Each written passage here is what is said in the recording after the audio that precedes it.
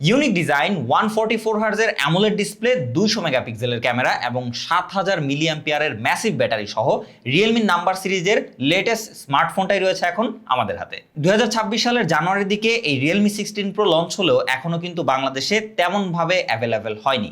So নতুন manage না করতে পারলেও প্রিয়ন্ড এই ডিভাইসটা হাতে পেয়েছি অ্যান্ড আজকের ভিডিওতে আপনাদের সাথে শেয়ার করব এর A to Z explain. By the way, video শেষে যদি আপনারা আমার হাতের এই স্মার্টফোনটাই পারচেস করতে চান প্রিয়ন্ড, তাহলে ভিজিট করতে পারেন ABM ইন্টারন্যাশনালে, যমুনা ফিচার পার্কে তাদের আউটলেট রয়েছে। এছাড়াও ভিজিট করতে পারেন তাদের ফেসবুক পেজে। এইটা ছাড়াও কিন্তু আরো ইউনিক সব অ্যান্ড্রয়েড প্রিয়ন্ড ফোন পাবেন আপনারা তাদের কাছেই। অ্যান্ড রাইট নাও এই ফোনটার প্রাইস 34,990 টাকা, বাট আপনি যদি টেক শিবলির সাবস্ক্রাইবার হন এটা বললে কিন্তু পেয়ে যাবেন 500 টাকা ডিসকাউন্ট। তবে ওভারঅল যেহেতু এটার ইন্ডিয়ান প্রাইস অলমোস্ট 31,000 টাকার মতো, যেটা বাংলা প্রাইসে কনভার্ট করলে অ্যান্ড সবকিছু মিলিয়ে অল ওভার 40 থেকে 42,000 টাকা রেঞ্জের আসে। সো আমরা নতুন হিসেবেই এইটাকে আজকে রিভিউ করব। সো ডেফিনেটলি ভিডিও শেষ পর্যন্ত সাথেই থাকবেন। ভালো লাগলে like, comment, share and subscribe করে পাশেই থাকবেন। চলুন শুরু করা যাক। শুরুতেই এই ডিজাইন নিয়ে কথা বললে, this is the completely new design for Realme number series. এই ডিজাইন আপনি প্রিভিয়াস আর কোনো মডেলেই দেখতে পাবেন না। তো ডিজাইনের কথা আমাকে পার্সোনালি জিজ্ঞেস করলে আমি ডেফিনেটলি বলবো এটা আমার কাছে যথেষ্ট ভালো লেগেছে।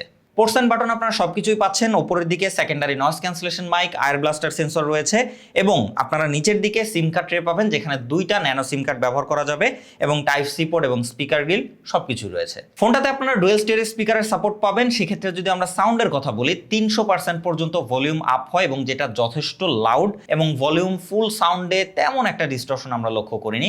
ডিটেল যথেষ্ট ভালো ছিল। ফোনটা হাতে নিলে আপনি খুব একটা ওয়েট ফিল করবেন না। 7000 মিলি অ্যাম্পিয়ারের ব্যাটারি দেওয়া সত্ত্বেও ফোনটার ওজন মাত্র 192 গ্রাম। তাছাড়া কিন্তু এটা প্লাস্টিক ফ্রেম এবং পেছনে ইকো লেদার ব্যবহার করা হয়েছে। তবে এখানে খুবই সুন্দর একটা টেক্সচার ফিনিশ দেওয়া হয়েছে, যেটাকে রিয়েলমি বলছে ন্যাচারাল টাচ ডিজাইন। কারণ এইটা আপনি অলমোস্ট একটা ন্যাচারাল ফিল পাবেন ফোনটা যখন হাতে নেবেন, এবং এটা যথেষ্ট ভালো গ্রিপ করা যায়, হাতের কোনো স্মাজেস লাগে না এখানে। তবে এটা কিন্তু ময়লা হয়ে যাওয়ার পসিবিলিটি রয়েছে। এদিক থেকে যদি একটু কেয়ারফুলি ব্যবহার করতে চান, ডেফিনেটলি একটা কভার ব্যবহার করতে হবে। তাছাড়া আইপি রেটিং এ যথেষ্ট ইমপ্রুভমেন্ট রয়েছে, যেখানে আপনারা IP68 এবং IP69K বোথ সার্টিফিকেশন পাচ্ছেন। So fully waterproof with dust resistant certification রয়েছে। তো সেদিক থেকে ফোনটা কিন্তু আপনারা পানির নিচেও ব্যবহার করতে পারেন বাই এনি চান্স যদি পড়ে যায়, অথবা ছবি টবি তোলার জন্য। ডিসপ্লে সেগমেন্টে এখানে প্রো ভেরিয়েন্টে ব্যবহার করা হয়েছে ফ্ল্যাট ডিসপ্লে এবং প্রো প্লাস ভেরিয়েন্টে ব্যবহার করা হয়েছে কার্ভ ডিসপ্লে। সো যাদের কার্ভ ডিসপ্লের ফোন পছন্দ তাদের জন্য কিন্তু আবার প্রো প্লাস ভেরিয়েন্ট রয়েছে। সো যাই হোক, এটাতে ব্যবহার করা হয়েছে একটা 6.78 ইঞ্চির 1.5K অ্যামোলেড প্যানেল, যেখানে কিন্তু আপনারা 1 বিলিয়ন কালার সাপোর্টেড পাচ্ছেন। 144 হার্টজ পর্যন্ত রিফ্রেশ রেট রয়েছে, HDR10+ এর সাপোর্ট রয়েছে এবং PWM 1000 নিটস 6500 নিটস পিক ব্রাইটনেসের সাপোর্ট রয়েছে এই ডিসপ্লেটায়। সো আপনি ফোনটা ইনডোর অথবা আউটডোর যে কোনো সেগমেন্টে ব্যবহার করতে পারবেন এবং ঝকঝকে তকতকে ডিসপ্লে দেখতে পাবেন। কোনো রকম ভিজিবিলিটি ইস্যু হবে না ডিসপ্লেটা ব্যবহার করে। তাছাড়া বেজেল নিয়ে কথা বললে যথেষ্ট ন্যারো এবং সিমেট্রিক্যাল বেজেল রয়েছে। উপরে নিচে ডানে বামে কোথাও কম বেশি নাই, চারিদিকে একদম সমান রয়েছে, যার জন্য যথেষ্ট প্রিমিয়াম লাগে এই ডিসপ্লেটা। কালারের কথা বলে ন্যাচারালি আমার কাছে এই ডিসপ্লেটার কালার একটু ফ্যাকাশে বা ওয়াশড আউট মনে হয়েছে। আপনার যদি একটু ভিভিড বা ভাইব্রেন্ট কালার পছন্দ হয়, তাহলে কিন্তু আপনারা ডিসপ্লে সেগমেন্ট থেকে ভিভিড সিলেক্ট করে রাখতে পারেন। এবং 1.5K প্যানেল হয়, এর কন্টেন্ট ওয়াচিং এক্সপিরিয়েন্স জোস পাওয়া যায় উইথ HDR। সো HDR এর সাপোর্ট থাকায় আপনারা এটা দিয়ে মুভি দেখেন অথবা যে কোনো কিছু দেখেন, জোস একটা ইমার্সিভ এক্সপিরিয়েন্স পাবেন। এরপরে অপারেটিং সিস্টেমে এটাতে কিন্তু আপনারা out of the box Android 16 এর আপডেটটাই পাচ্ছেন, একদম লেটেস্ট অ্যান্ড্রয়েড আপডেট রয়েছে। তাছাড়া আপনারা 3টা মেজর OS আপডেট পাবেন এবং 4টা সিকিউরিটি আপডেট পাবেন ফোনটার থেকে। সো আপডেটের দিক থেকে আমি এটাকে খুব একটা কম বলবো না, তবে 4 থেকে 5 বছর হলে আরেকটু ভালো হতো। এছাড়া আপনারা সাপোর্ট পাচ্ছেন Realme UI 7.0 and out of the box এই ফোনটাতে আমরা অতিরিক্ত বেশি কিন্তু ব্লোটায়ার বা অ্যাপস দেখিনি। টুকটাক কিছু রয়েছে যেগুলো কিন্তু চাইলেই আপনারা আনস্টল করে দিতে পারেন। আদারওয়াইজ ইউআইটা আমার কাছে যথেষ্ট ফ্লুয়েন্ট লেগেছে এবং যথেষ্ট ভালো লেগেছে। এআই সেগমেন্টে টুকটাক ভালো অপশন রয়েছে এই ফোনটাতে। আপনারা নর্মালি সার্কেল টু সার্চ থেকে শুরু করে যদি আপনারা গ্যালারিতে যান, সেখানে কিন্তু এআই এডিট জেনি একটা অপশন পাবেন।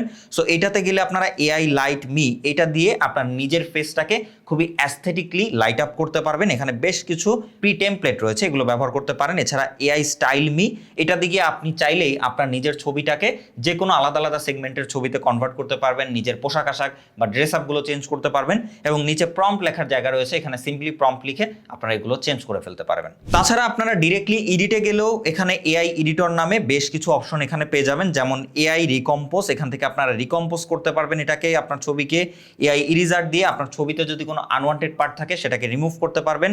এবং রয়েছে এআই পোর্ট্রেট গ্লো, এইটা দিয়ে কিন্তু আপনার ফেসটাকে বা আপনার হিউম্যান পিকচারগুলোকে আরো ব্রাইট আপ করতে পারবেন। এইটা আমার কাছে বেশ কাজে লেগেছে। তো সবকিছু মিলিয়ে বলা যায় যে এআই সেগমেন্টেও আপনারা এটার যথাযথ ব্যবহার করতে পারবেন এবং যথেষ্ট ভালো এক্সপিরিয়েন্স পাবেন। র্যাম ভেরিয়েন্টের কথা বললে আমাদের হাতের ফোনটা 8/128GB, আপনারা 8/256GBর ভেরিয়েন্টটাও পাবেন। তবে এখানে LPDDR4X র্যাম রয়েছে, তবে এইটার আবার যে প্লাস ভেরিয়েন্ট রয়েছে ওইটাতে কিন্তু আবার LPDDR5X র্যাম রয়েছে। তবে ভালো ব্যাপার একটা রয়েছে, আপনারা প্রো ভেরিয়েন্ট কিনেন অথবা প্লাস ভেরিয়েন্ট কিনেন, দুইটাতেই কিন্তু আপনারা UFS 3.1 স্টোরেজ সাপোর্ট পেয়ে যাচ্ছেন, যার জন্য আমরা কিন্তু এটার ইউজার এক্সপিরিয়েন্স যথেষ্ট ফাস্টার পেয়েছি। সেক্ষেত্রে অ্যাপ ওপেনিং ক্লোজিং খুবই ফাস্ট ছিল এবং খুবই রেসপন্সিভ ছিল এবং ব্যাকগ্রাউন্ডে কিন্তু বেশ কিছু অ্যাপ্লিকেশন নিয়ে কাজ করা যায়, 5-7টা অ্যাপ্লিকেশন ইজিলি আপনারা রাখতে পারবেন। র্যাম ম্যানেজমেন্টও যথেষ্ট ভালো ছিল। ফোনটার একদম জান এবং প্রাণ কেন্দ্র সেটা হচ্ছে পারফরমেন্স সেগমেন্ট, যেখানে ব্যবহার করা হয়েছে মিডিয়াটেকের ডায়মেনসিটি 7300 ম্যাক্স। তো এই প্রসেসরটা একটু আন্ডাররেটেড, অনেকেই হয়তো এটা বুঝবেন না, সো তাদের জন্য সহজ করে বলছি, এইটা হচ্ছে স্ন্যাপড্রাগন 7S Gen 3 যে চিপসেটটা রয়েছে অলমোস্ট সিমিলার এক্সপিরিয়েন্স দিচ্ছে, অথবা ডায়মেনসিটি 7050 যেটা রয়েছে অলমোস্ট সিমিলার একটা এক্সপিরিয়েন্স আপনাকে দিচ্ছে। সো আপনি বুঝতেই পারছেন এটা কেমন হবে। তাছাড়া আন্তত স্কোরে এটার স্কোর এসেছে অলমোস্ট 7 লাখ সামথিং। এছাড়া Geekbench 6 CPU বেঞ্চমার্কে সিঙ্গেল করে এসেছে 1004 এবং মাল্টি করে এসেছে 2897। অ্যান্ড ফাইনালি CPU থ্রটেলিং টেস্টে আমরা স্ট্যাবিলিটি পেয়েছি 76%। তো এইখানে আমি একটা জিনিস ফলো করেছি যে এই চিপসেটটা খুব বেশি ওভারহিট জেনারেট করে না, এটা থেকে আমরা লং রানেও কিন্তু খুব একটা এক্সেসিভ হিট পাইনি এবং তার সাথে প্লাস্টিক ব্যাক হওয়ায় এটা কিন্তু খুব একটা হাতেও লাগে না, সো বোঝা যায় না যে হিট হচ্ছে এবং স্ট্যাবিলিটিও কিন্তু ভালো থাকে, খুব একটা ড্রপ করে না, এটা আপনারা থ্রটেল টেস্ট দেখেই বুঝতে পারছেন। তবে যতই হোক এইটা কোনো হায়ার রেঞ্জের পারফরমেন্স বা এই বাজেটের অন্যান্য ফোনের সাথে তুলনা করলে ওইগুলোর মতো পাওয়ারফুল চিপসেট না, এটা থেকে আপনারা ব্যালেন্স এবং স্ট্যান্ডার্ড একটা এক্সপিরিয়েন্স পাবেন। সেক্ষেত্রে আপনারা রেগুলার লাইফের টাস্ক বা অ্যাপ্লিকেশনগুলো ইজিলি ব্যবহার করতে পারবেন, এগুলোতে আপনি কোনো রকম কোনো প্যারা খাবেন না। তাছাড়া যদি আমি গেমিংয়ের কথা বলি, আমরা এটা দিয়ে টোটাল 3টা গেম প্লে করেছি। একদম লোয়ার রেঞ্জে রয়েছে ফ্রি ফায়ার, যেটাতে কিন্তু আপনারা 120 FPS খেলতে পারবেন অ্যান্ড সেটা যথেষ্ট স্মুথ ছিল। তাছাড়া আমরা খেলেছি পাবজির মতো 3 টাইটেল গেম এবং সেখানেও কিন্তু আমরা এক্সট্রিম প্লাস মানে 90 FPS পাচ্ছিলাম স্মুথ গ্রাফিক্সে এবং HDR পর্যন্ত গ্রাফিক্স ইনক্রিজ করা যাচ্ছিল অ্যান্ড সেটাতেও আমরা যথেষ্ট ভালো গ্রাফিক্স এবং FPS পাচ্ছিলাম। অ্যান্ড ফাইনালি আমরা খেলেছি এটা দিয়ে ম্যাড আউট 2, এটা হয়তো একটু আন্ডাররেটেড বাট সবাই আশা করি পছন্দ করবেন। খুবই হাই গ্রাফিক্সের একটা গেম এবং খুবই ভারী একটা গেম। এটাতে আমরা মোটামুটি 90% গ্রাফিক্স দিয়ে এখানে 50 থেকে 55 FPS এর মতো পেয়েছি। নর্মালি আশেপাশে খুব একটা অবজেক্ট না থাকলে 60 FPS পর্যন্ত টানতে পারে। সো জিটি মোডটা যদি আপনারা অন করেন তাহলে কিন্তু মোটামুটি কিছুটা 5 থেকে 7 FPS একটু স্ট্রংলি ধরে রাখতে পারে, মানে 50-এর নিচে খুব একটা নামে না।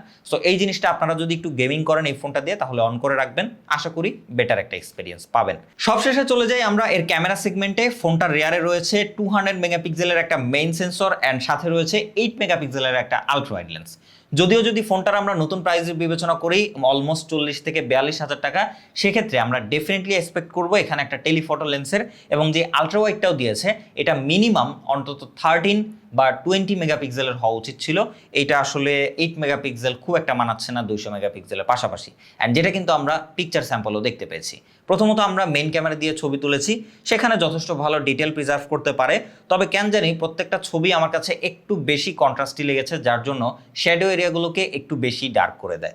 আদারওয়াইজ ডাইনামিক রেঞ্জ মোটামুটি ভালোই হ্যান্ডেল করতে পারছিল, এক্সপোজার ব্যালেন্স ঠিকঠাক ছিল। তবে আলট্রা ওয়াইডে গিয়েই আমরা সব থেকে বড় প্রবলেমে পড়েছি, সেখানে আমরা খুব বেশি ডিটেল দেখতে পাইনি এবং কালারটাও কিছুটা শিফট করে। সো এই জায়গায় আলট্রা ওয়াইডটা আমি বলবো আরেকটু ইমপ্রুভ করার দরকার ছিল, যদিও বা তারা টেলিফটো এখানে দেয়নি। তবে ভালো ব্যাপার এখানে ফ্রন্ট ক্যামেরাতে 50 মেগাপিক্সেলের সেন্সর পাচ্ছেন, যেটা দিয়ে যথেষ্ট ভালো কোয়ালিটির ফ্রন্ট আউটপুট পাওয়া যায়। সেখানে আমরা খুব একটা কালার বুস্ট করতে দেখিনি, একটু কন্ট্রাস্টি পিকচার দেয়, তবে স্কিন টোনটা মোটামুটি অ্যাজ ইট ইজ রাখতে পারে। কালার বুস্ট করে ছবিতে, তবে বেশি হোয়াইট করে না।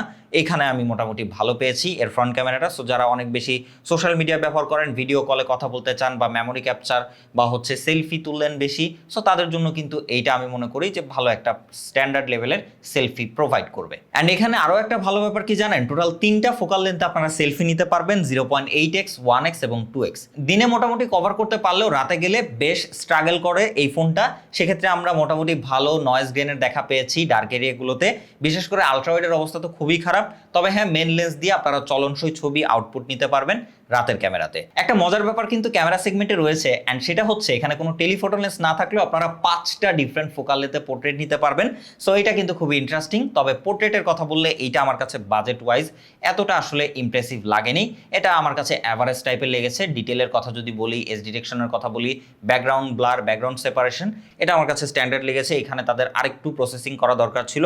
সবশেষে ক্যামেরা সেগমেন্টে গেলে ফোনটার রেয়ার এবং ফ্রন্ট দুই দিক থেকেই কিন্তু আপনারা 4K 30 FPS এ ভিডিও রেকর্ড করতে পারবেন এবং ভিডিও যথেষ্ট স্টেবল ছিল। আদারওয়াইজ ডিটেল মোটামুটি স্ট্যান্ডার্ড লেভেলের ছিল এবং স্ট্যাবিলিটিও ভালো ছিল। সবকিছু মিলিয়ে এটা থেকে আপনারা স্ট্যান্ডার্ড লেভেলের ভিডিও আউটপুট পাবেন ফ্রন্ট এবং রেয়ার বোথ ক্যামেরাতেই। সবশেষে এর ব্যাটারি সেগমেন্ট এখানে যথেষ্ট ইমপ্রেস করেছে। 7000 মিলিঅ্যাম্পিয়ারের ম্যাসিভ ব্যাটারি দেওয়া হয়েছে, যা ডেফিনেটলি সিলিকন কার্বন, অ্যান্ড রয়েছে 80 ওয়াটের ফাস্ট চার্জিং সাপোর্ট বা সুপার ভোক সাপোর্ট রয়েছে, যার জন্য খুব ফাস্টলি এই ফোনটাকে চার্জ করা যায় এবং চার্জও কিন্তু ব্যাকআপ যথেষ্ট ভালো থাকে। এই ফোনটা আপনারা ইজিলি একবার ফুল চার্জ করলে 1.5 দিনের মতো ব্যবহার করতে পারবেন যদি নর্মালি ব্যবহার করেন। হেভি বা রাফ ইউজ করলেও এই ফোনটা ইজিলি একদিন কভার করার মতো ব্যাকআপ আপনাকে দিয়ে থাকবে, আপনি যতই হেভি ইউজ করেন বা নর্মাল সবকিছু মিলিয়ে ব্যবহার করেন না কেন। সবশেষে আদার্স ফিচার্স নিয়ে বললে ব্লুটুথ 5.4 এর সাপোর্ট পাচ্ছেন, ওয়াইফাই 6 পাচ্ছেন, 9টা 5G ব্যান্ড রয়েছে এবং রয়েছে USB 2.0 এর সাপোর্ট। তবে এতগুলোর মধ্যে একটা দুঃখের বিষয় রয়েছে, তা হচ্ছে এত দামি একটা ফোনেও নেই কোনো NFC-র সাপোর্ট। এই জিনিসটা খুবই কষ্টদায়ক, কারণ এখন কিন্তু আমরা কার্ড থেকে শুরু করে যে কোনো ডকুমেন্টস বা এই জায়গায় সে জায়গায় পেমেন্টের জন্য বা যে কোনো কাজে আমরা কিন্তু NFC ব্যবহার করি। সো ডেফিনেটলি এখনকার ম্যাক্সিমাম ফোনগুলোতেই NFC সাপোর্টটা দেওয়া উচিত আমি মনে করি। সবশেষে ফোনটার ওভারঅল ডিটেলস তো আপনাদের সাথে শেয়ার করলাম, তবে হাইলাইট কিছু কমতি বা গ্যাপ এই ফোনটাতে রয়েছে, সেগুলো আপনাদের সাথে একটু শেয়ার করে দিই। এবং এর মধ্যে সর্বপ্রথমটা হচ্ছে এর পারফরমেন্স। এই বাজেটের একটা ফোন থেকে আমরা মিনিমাম আরেকটু বেটার পারফরমেন্সের একটা চিপসেট আশা করি। স্ন্যাপড্রাগন 7 Gen 2 অথবা 7 Gen 3 এই টাইপের চিপসেট ডেফিনেটলি থাকলে অনেক ভালো হতো। এখানে যে ক্যামেরা সেগমেন্ট রয়েছে এইখানে আমার কাছে যথেষ্ট ঘাটতি মনে হয়েছে, এখানে আরও বেশ খানিকটা ইমপ্রুভমেন্টের দরকার ছিল। অ্যান্ড অন্তত একটা টেলিফোটো লেন্স না দিলেও এর 8 মেগাপিক্সেল সেন্সরটাকে মিনিমাম 13 অথবা এর থেকে আপার ভেরিয়েন্ট বা আপার মেগাপিক্সেল দিতে পারলে বেটার হতো। অ্যান্ড সবশেষে NFC-টা অবশ্যই দেওয়া দরকার ছিল, এটা আমি মনে করি বড়সড় একটা মিস্টেক। NFC-টা এখনকার প্রত্যেকটা ফোনে দেওয়া উচিত। এই হচ্ছে মোটামুটি এই ফোনের খারাপ দিক, অ্যান্ড ভালো দিকগুলো তো মোটামুটি আলোচনা করলামই। সব কিছু মিলে আমরা যদি এই ফোনটা নতুন হিসেবে বিবেচনা করি, 40 থেকে 42,000 টাকা আসলে এইটার জন্য একটু ওভার প্রাইস আমার কাছে মনে হয়। প্রাইসটা যদি সামনে একটু কমে আসে, লাইক 35 এর মধ্যে চলে আসে, তখন কিন্তু আবার এটার যে ব্যাটারি, এটার যে ডিসপ্লে, এটার মোটামুটি standard camera, standard performance and other segment মিলে এটা কিন্তু ভালো একটা ডিভাইস হতে পারে। আদারওয়াইজ আপনারা যদি ইউজ হিসেবে, প্রিয়ন হিসেবে এই ফোনটা কিনতে চান, তাহলে আবার এই ফোনটা ভ্যালু ফর মানি হতে পারে। সেক্ষেত্রে কিন্তু আপনারা 35-এর নিচেই পেয়ে যাচ্ছেন। সো ভিডিওটা কেমন লেগেছে অবশ্যই কমেন্ট করে জানাবেন। ভালো লাগলে like, comment, share and subscribe করে পাশে থাকবেন। দেখা হবে নেক্সট কোনো ভিডিওতে। সেই পর্যন্ত খোদা হাফেজ।